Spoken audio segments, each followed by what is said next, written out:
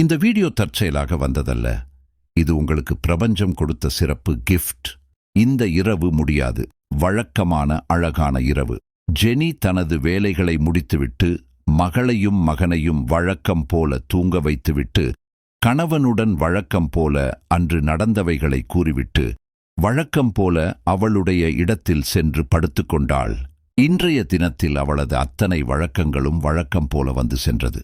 ஆனால் இந்த இரவு வழக்கமானதாக இல்லை. திடீரென தூக்கம் களைந்தாள். இப்பொழுதுதான் தூங்கியது போல் இருந்தாலும் இரவு நீண்ட தூரம் சென்றிருந்தது. ஜெனி படுக்கையிலிருந்து எழுந்தாள், நடந்தாள், வீடெங்கும் வலம் வந்தாள். நிசப்தமும் அவள் பாத சத்தமுமே துணை அங்கு அவளிற்கு. காரணம், மகள், மகன், கணவன் என அவள் தூங்க செல்வதற்கு முன்பு அவள் கண்ட எந்த சொந்தமும் இப்பொழுது இல்லை. வீடு சற்று கலைந்திருந்தது. பொருட்கள் இடம் மாறியிருந்தது. குழம்பினாள், கலங்கினாள், பரிதவித்து போனாள், பயந்தும் போனாள். அங்கு என்ன நடந்திருக்கும் என அவளால் யூகிக்க முடியவில்லை. அது அவளால் முடியாது என அறிந்ததும் அவள் அங்கு இருக்கவும் விரும்பவில்லை. வீட்டை விட்டு வெளியேறினாள். அழகிய நிலவு, அதை ஆசையுடன் காண இயலா அவசர மனநிலை. நெடுவீதி ஒன்று, அதில் நடக்கத் தொடங்கினாள். வீதியின் இருபுறத்திலும் மரங்கள் இருந்தபோதும் காற்று வந்து பேசி செல்லாததால் சோகத்தின் சொந்தமாக அசையாமல் நின்று இருந்தன. வீதியோர மின் விளக்குகள் அமைந்து அமைந்து எரிந்தன என்பதை விட அவளது பயத்தை அழகாக வெளிப்படுத்தின என்று தான் சொல்ல வேண்டும். வீதி வளர்ந்து கொண்டே இருந்தது. ஜெனியின் நடையும் அதற்கு ஈடு கொடுத்து கொண்டே இருந்தது. நடுநிசியின் நிசப்தத்தை இன்றே அவள் முதல் உணர்கிறாள். அதுவும் தன்னை சுற்றி என்ன நடக்கிறது என்று தெரியாத குழப்பத்திலும் பயத்திலும். அதை அவளால் ரசிக்க முடியவில்லை. ஆனால் இந்த இரவு அவளை ரசிக்கிறது. அவளின் சிறு சிறு பயத்தையும் ரசிக்கிறது. அவளை அணுவாய் ரணமாக்குகிறது. ஜெனி வீதியை விட்டு சாலையில் நடக்கத் தொடங்கிய சிறிது நேரத்திலே திடீரென ஒரு சத்தம், ஒரு முணுமுணுக்கும் சத்தம். பெரியளவு ஒன்றுமில்லை என்றாலும் இந்த இரவில் இதுவரை அவளுடன் குடிக்கொண்டிருந்த நிசப்தத்தை அது கொஞ்சம் தள்ளி நிற்கச் செய்தது. சத்தம் வந்த திசையில் திரும்பி பார்க்க, சத்தம் வந்தது ஒரு பழைய நூலகம் ஒன்றிலிருந்து என்பது புரிந்தது. சாலையில் மையமிட்டிருந்த அந்த நூலகத்தின் வாயிற்கதவை திறந்து உள் செல்ல கொஞ்சம் நீண்ட கான்கிரீட்டாலான ஒரு குறுகிய பாதை அவளை நூலகத்தின் முன்வாசலுக்கு அழைத்து சென்று கொண்டிருந்தது. அந்த பாதையின் இரு பக்கங்களிலும் நீண்ட காய்ந்த மரங்கள் கொஞ்சம் கொஞ்சம் இடைவெளி விட்டு நின்று அவளது பயத்தை மேலும் ஒருபடி உயர்த்தியது. ஜெனி நூலகத்தை நெருங்க நெருங்க சத்தங்கள் மாறத் தொடங்கின. யாரோ நடப்பது போல, எதையோ பீத்து எடுப்பது போல, நீர் சொட்டுவது போல, உண்பது போல, பொருட்கள் நகர்வது போல என நொடிகள் நகர நகர சத்தங்களும் ஒன்றை விட்டு ஒன்று நகர்ந்து கொண்டிருந்தது. ஜெனி நூலகத்தின் கதவினை திறக்க அந்த ஒரு நொடியில் அத்தனை சத்தங்களும் நிசப்தமானன. அந்த நூலகத்திற்குள் ஆட்கள் யாரும் இருப்பது போல் தெரியவில்லை. அதற்கான அடையாளங்களும் தென்படவில்லை. நூலகமும் இது நூலகம்தானா என எண்ணும் அளவில் இருந்தது. அங்கு இருந்த பொருட்கள் யாவும் சிதறி கிடந்தன.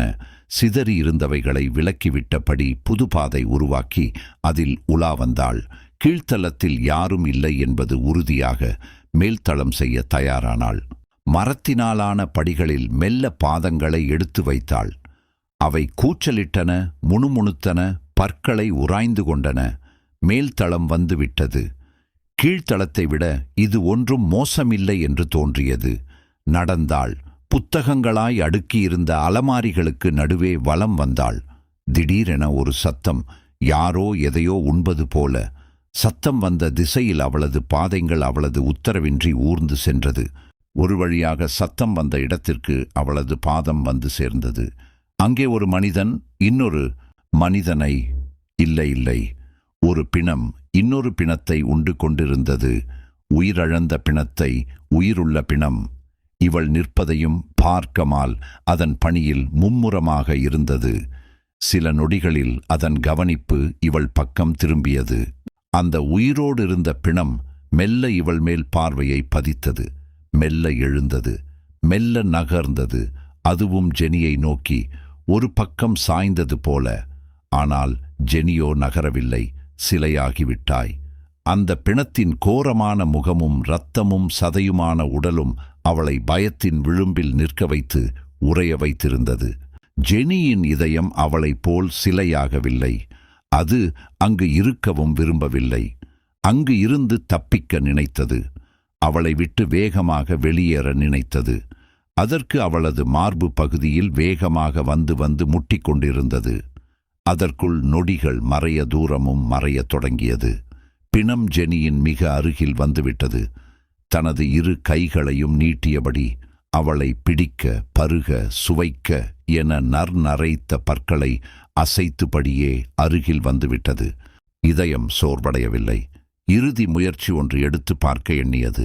மொத்த பலத்தையும் ஒன்று கூடி இடித்தது. ஏமாற்றம். இதயம் வெளியேறவில்லை. ஆனால் ஜெனி உயிர் பெற்றுவிட்டாள்.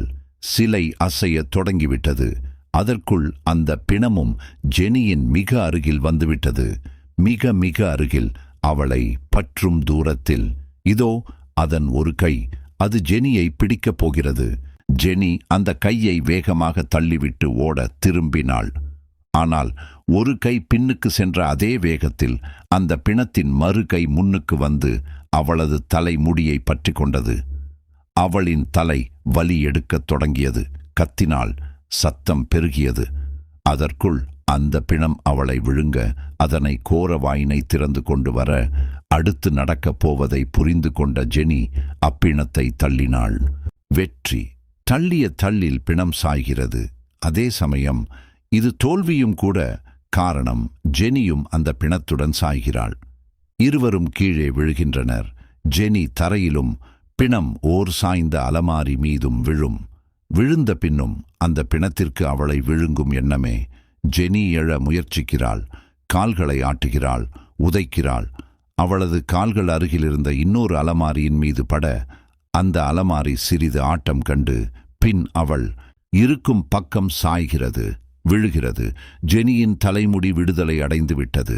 முடி மட்டுமில்லை, அதை பற்றி கொண்டிருந்த கையும். அலமாரி சாய்ந்த வேகத்தில் அந்த பிணத்தின் கை துண்டாகி போனது. பிணம் என்ன ஆனது என்று தெரியவில்லை. அதை ஆராயும் எண்ணமும் அங்கே அவளுக்கில்லை. எழுந்தாள். வேகமாக நடந்தாள். பதட்டத்தில் தெளிவாக இருந்த பாதையும் குழம்பியது. ஒரு வழியாக கீழ்த்தளத்திற்கு செல்லும் பாதை கிடைத்துவிட்டது. படிகள் வழி இறங்கினாள். படிகள் பற்களை மீண்டும் உராய்ந்து கொண்டன. ஜெனி கீழ்த்தளத்திற்கு வந்துவிட்டாள். சட்டென ஒரு சத்தம் மேல் தளத்திலிருந்து. அடுத்த நொடியே அவள் முன் குதித்து நின்றது ஒரு உருவம். அதே பிணம், ஒரு கையை பாதி இழந்த நிலைமையில். பிணம் வந்து சட்டென நின்ற அந்த நொடியில் திடுக்கிட்டு போன ஜெனி பின்புறமாக சாய்ந்தாள். சாய்ந்த வேகத்தில் அவள் தலை எதிலோ மோத, அடுத்த நொடியில் ஒரு மரக்கட்டை ஒன்று அந்த பிணத்தின் முகத்தை குறிவைத்து எகிரி வந்தது. தாக்கியும் விட்டது. வலது கண்ணையும் மூக்கையும் இணைக்கும் இடத்தில் அது ஆழமாக பதிந்தது. ஜெனிக்கும் தலையில் அடி, சிறிது இரத்தமும் கூட. சமாளித்து எழுந்துவிட்டாள். முகத்தில் கட்டையை தாங்கிய போதும் அதன் தாக்குதல் நிற்கவில்லை. ஜெனியை நோக்கி வேகமாக வந்தது. அந்நேரம் ஜெனியின் அருகில் ஒரு சிவப்பு நிற தீயணைப்பான் சிலிண்டர் ஒன்று இருக்க, அதை கையில் எடுத்த ஜெனி அதன் மூலமே அந்த பிணத்தை தள்ளியும் விட்டு தானும் எழுந்து கொண்டாள். எழுந்த பின் அந்த தீயணைப்பானின் நீண்ட கருநிற மூக்கை பிடித்து அதன் சிகப்பு உடலை சுழற்றி பின் பிணத்தை நோக்கி ஒரு அடி வைத்தாள். அதற்குள் பிணத்தின் முகத்தில் பதிந்த அந்த கட்டை கொஞ்சம் கொஞ்சமாக நழுவி கீழே விழுந்தது. கட்டையுடன் அந்த பிணத்தின் ஒரு கண்ணும் கீழே விழுந்தது. கட்டை கீழிறங்கிய அடுத்த நொடி சிலிண்டர் அந்த பீனத்தின் முகத்தை பதம் பார்த்தது. ஜெனியின் மொத்த பலமும் அதில் முதலீடு செய்யப்பட்டிருந்தது. அது வீணுமாகவில்லை. பிணமும் அதன் மீது பட்ட சிலிண்டரும் ஒன்றாக பறந்து சென்றது. ஜெனிக்கு அங்கிருந்து தப்பிக்கும் நேரம் கிடைத்துவிட்டது. வேகமாக வெளியேறினாள். தலையில் பட்ட அடி அவளை கொஞ்சம் தாங்கி தாங்கி நடக்க செய்தது. தலையை கொஞ்சம் கிருக்க செய்தது. பாதங்கள் தள்ளாடின. நூலகத்தை விட்டு வெளியேறினாள். படிகளில் பாதங்கள் சொதப்ப தடுக்கி கீழே விழுந்தாள். அவள் கீழே விழுந்த நொடியில் திடீரென ஒரு சத்தம். மரம் அறுக்கும் இயந்திரங்கள் சில ஒன்று சேர இயங்குவது போன்ற சத்தம். அது ஜெனியின் காதுகளை கிழித்து கொண்டு உள்ளே சென்றது. ஜெனி கீழே விழுந்த வண்ணமே கண்களை இறுக்க மூடிக்கொண்டாள். கொஞ்ச நேரம் அவளது காதுகளை பழிவாங்கிய அந்த சத்தம் சட்டென நின்றது. ஏற்கனவே பயமும் குழப்பமும் நிரம்பியிருந்த ஜெனியின் மனதில் இப்பொழுது ஏகளை திறக்கலாமா வேண்டாமா என்ற குழப்பமும் பயமும் ஒட்டி கொண்டது. கொஞ்ச நேரம் கழித்து கண்களை திறந்தாள். சுற்றியும் யாரும் இல்லை. ஆனால் மரம் ஒன்று அவளை நோக்கி சாய்ந்து கொண்டிருந்தது. அதுவும் வேகமாக, அவளுக்கு நேராக. எழுந்து ஓட நேரம் இல்லாததால் உருண்டாள். அவளுக்கு அருகில் மரம் டம்மென விழுந்தது. ஜெனியின் இதயம் படபடத்து போனது. எதையுமே புரிந்து கொள்ள அவளால் இயலவில்லை. இதயம் வேகமாக துடித்தது. ஒரு மரம் தந்த அதிர்ச்சியில் இருந்து மீள்வதற்குள் அடுத்த மரம். மீண்டும் உருண்டாள். அடுத்த கணம் அடுத்த மரம். மீண்டும் உருண்டாள். இப்படியே 5 முறை உருண்டாகிவிட்டது. 5வது மரம் சாய்ந்தபோது நூலகத்தின் வாசலில் உள்ளிருந்த அதே பிணம் நின்று கொண்டிருந்தது. இப்பொழுது அது வேகமாக ஓடி வருகிறது. அதுவும் வெறி பிடித்து வேகமாக ஓடி வருகிறது, தாவுகிறது. அதுவும் ஜெனியை நோக்கி. பிணம் மட்டுமல்ல, மரமும் தான். இரண்டும் ஒரு சேர ஒரே நேரத்தில் அவள் மீதி பாய்ந்தன. அந்த பிணத்தின் கோர முகமும் கொடூர பற்களும் இரத்தம் படிந்த விரல்களும் என அனைத்தும் அவளை குறிவைத்தே வர, அதன் மேற்பக்கம் ஒரு நீண்ட மரம் ஒன்று அவர்களை இருவரையும் நோக்கி வந்து கொண்டிருந்தது. இவற்றிலிருந்து தப்பிக்க ஜெனி எந்த முயற்சியையும் கையாளவில்லை. காரணம், பயம் அவளை முழுவதுமாக செயலிழக்க செய்திருந்தது. அவளினுள் இருந்த கொஞ்ச தைரியத்தையும் கொன்றிருந்தது. நொடிகள் மறைய, தூரம் கரைய, மரமும் பிணமும் இப்பொழுது ஜெனியின் அருகில், மிக அருகில். நூல் அளவு இடைவெளி மட்டுமே அடுத்து அடுத்து தாக்க தயார் நிலையில் இருந்தன. அடுத்த நொடி என்ன நடக்கும் என அறிந்தவள் கண்களை இறுக்க மூடினாள். அடுத்த நொடி கண்களை பறிக்கும் வெளிச்சம் கண்ணில் ஊடுருவி அதனை குறுக செய்தது. சிவா அவன் கண்ணில் மாட்டியிருந்த VR கிளாஸை கழட்டினான். அவனுக்கு அருகில் இருந்த கார்த்தி அந்த VR கிளாஸை கையில் வாங்கிக் கொண்டு சிவாவிடம், எப்படி இருக்கு? கண்ணை தேய்த்து கொண்டே, பயங்கரம், அப்படியே நேர்ல பார்க்குற மாதிரியே இருந்தது. விர்ச்சுவல் ரியாலிட்டி கேம்னா சும்மாவா? இந்த கேம் ப்ரீ-ஆர்டர்லையே ரெக்கார்ட் பண்ணியிருக்கு. டெமோலையே இந்த காட்டுனா மிரட்டி எடுத்திருக்கானுங்க. மொக்கையாகவும் வாய்ப்பு இருக்கு. எனக்கு அப்படி தோணல. அதையும் தான் பார்ப்போம் என கூறிக்கொண்டே கார்த்தி VR கிளாஷை கண்களில் மாட்டிக்கொண்டான்.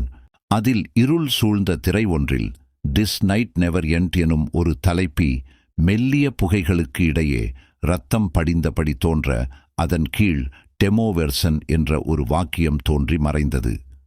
பின் ஜெனி தனது வழக்கமான வேலைகளை முடித்துவிட்டு மகளுக்கும் மகனுக்கும் வழக்கம் போல தூங்க வைத்துவிட்டு கணவனுடன் வழக்கம் போல அன்று நடந்தவைகளை கூறிவிட்டு, இதே மாதிரி புக்ஸ் பற்றி பார்க்கணுன்னா நல்ல சேனல் மறக்காம சப்ஸ்கிரைப் பண்ணுங்க ஃப்ரெண்ட்ஸ்.